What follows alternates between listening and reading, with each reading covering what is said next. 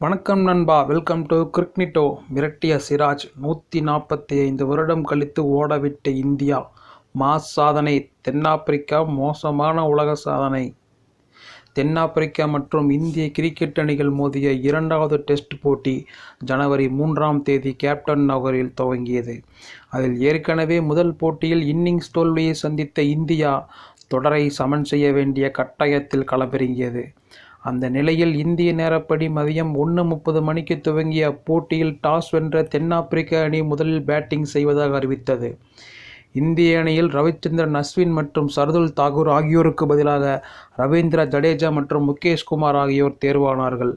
அதைத் தொடர்ந்து பேட்டிங் செய்த தென்னாப்பிரிக்காவுக்கு ஐடன் மார்க்ரமை 2 ரன்கள் அவுட்டாக்கிய முகமது சிராஜ் கடந்த போட்டியில் 185 ரன்கள் அடித்து தோல்வியை கொடுத்த கேப்டன் டீன் எல்கரை 4 ரன்களில் போல்டாக்கினார்.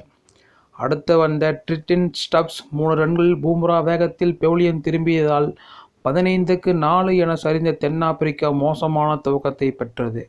அப்போது நிதானமாக விளையாடி காப்பாற்ற முயற்சித்த டேவிட் பெட்டிங்ஹாம் 12, கெயில் வேரின் 15 ரன்கள் மீண்டும் சிராஜ் வேகத்துக்கு தாக்கு பிடிக்க முடியாமல் அவுட் ஆனார்கள். அடுத்து வந்த வீரர்களும் இந்திய பவுலர்களின் ஆனால் பரந்த வேகப்பந்து வீச்சுக்கு பதில் சொல்ல முடியாமல் வந்த வாக்கிலேயே திரும்பியதால் தென்னாப்பிரிக்கா முதல் நாள் உணவு இடைவெளிக்குள் முதல் இன்னிங்ஸில் வெறும் 55 ரன்களுக்கு ஆல் அவுட் ஆனது. இதன் வாயிலாக டெஸ்ட் கிரிக்கெட்டில் தென்னாப்பிரிக்கா தங்களின் சொந்த மண்ணில் கடந்த 135 வருடங்களில் மிகவும் குறைந்தபட்ச ஸ்கோரை பதிவு செய்து மோசமான சாதனை படைத்துள்ளது. இதற்கு முன் கடந்த 1889ஆம் ஆண்டு இதே கேப்டவுனில் இங்கிலாந்துக்கு எதிராக 47 ரன்களுக்கு ஆல் அவுட் ஆனதே முந்தைய சாதனையாகும். அது மட்டுமல்லாமல் டெஸ்ட் கிரிக்கெட்டில் இந்தியாவுக்கு எதிராக குறைந்தபட்ச ஸ்கோர் பதிவு செய்த இந்திய அணி இந்த மோசமான உலக சாதனையையும் தென்னாப்பிரிக்கா படைத்துள்ளது.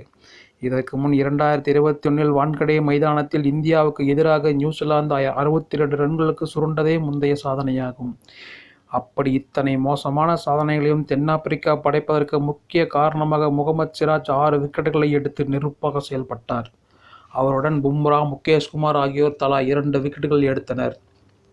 மறுபுறம் சர்வதேச கிரிக்கெட்டில் விளையாடுவதற்கு தடை பெற்று மீண்டு வந்து 1992க்கு பின் டெஸ்ட் கிரிக்கெட்டில் தென்னாப்பிரிக்காவை குறைந்தபட்ச ஸ்கோருக்கு ஆல் அவுட் செய்த அணி என்ற மாஸ் சாதனையை இந்தியா படைத்துள்ளது. கடைசியாக கடந்த 2018ஆம் ஆண்டு தென்னாப்பிரிக்காவை 78 ரன்களுக்கு இலங்கை சுருட்டியதே முந்தைய சாதனையாகும்.